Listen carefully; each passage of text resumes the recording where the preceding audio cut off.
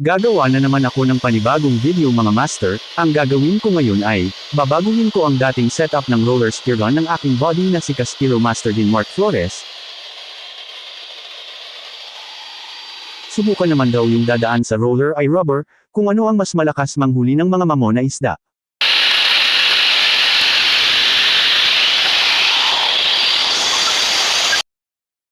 Ginawa kong libangan ang paggawa ng pana kung malakas pa ang dagat, o kung may dinadamdam ako mga master.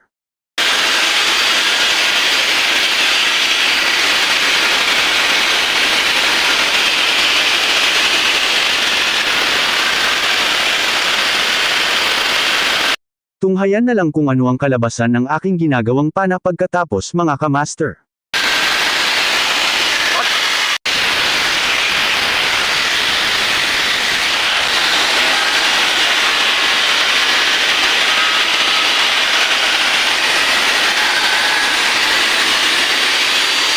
Shout out nga pala sa uncle ko na si Hendrik Ichala sa Cagayan Valley.